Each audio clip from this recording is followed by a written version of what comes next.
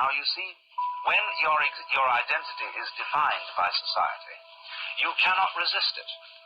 You don't have the knowledge, you don't have the wisdom, you don't have the resources to understand that something's being put over on you. You cannot but help believe the definition of you as a free agent. But you believe yourself to be a free agent as a result of not being free. That is to say, of being hopelessly unable to resist society's identification of you. There's a reason education sucks, and it's the same reason that it will never, ever, ever be fixed. It's never going to get any better. Don't look for it. Be happy with what you got.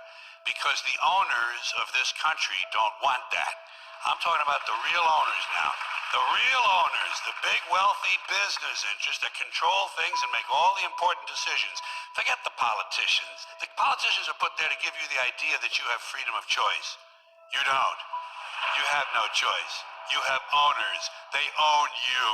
They own everything. They own all the important land. They own and control the corporations. They've long since bought and paid for the Senate, the Congress, the state houses, the city halls. They got the judges in their back pockets. And they own all the big media companies, so they control just about all of the news and information you get to hear. They got you by the balls.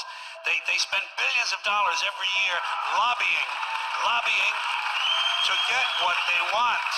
Well, we know what they want. They want more for themselves and less for everybody else. But I'll tell you what they don't want. They don't want a population of citizens capable of critical thinking. They don't want well-informed, well-educated people capable of critical thinking. They're not interested in that. That doesn't help them. That's against their interest. That's right.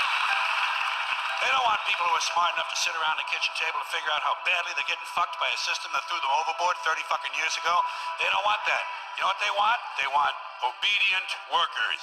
Obedient workers. People who are just smart enough to run the machines and do the paperwork, and just dumb enough to passively accept all these increasingly shittier jobs with the lower pay, the longer hours, the reduced benefits, the end of overtime, and the vanishing pension that disappears the minute you go to collect it. And now they're coming for your Social Security money.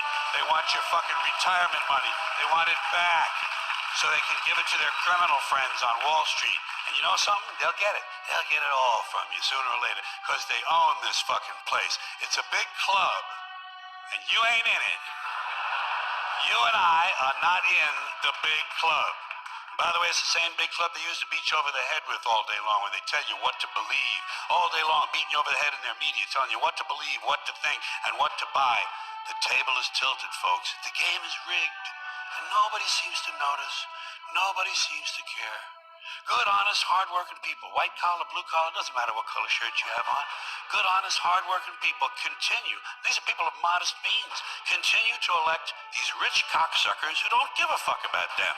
They don't give a fuck about you. They don't give a fuck about you. They don't care about you at all. At all.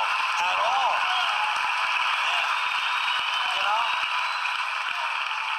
And nobody seems to notice, nobody seems to care. That's what the owners count on, the fact that Americans will probably remain willfully ignorant of the big red, white, and blue dick that's being jammed up their assholes every day. Because the owners of this country know the truth. It's called the American dream, because you have to be asleep to believe it.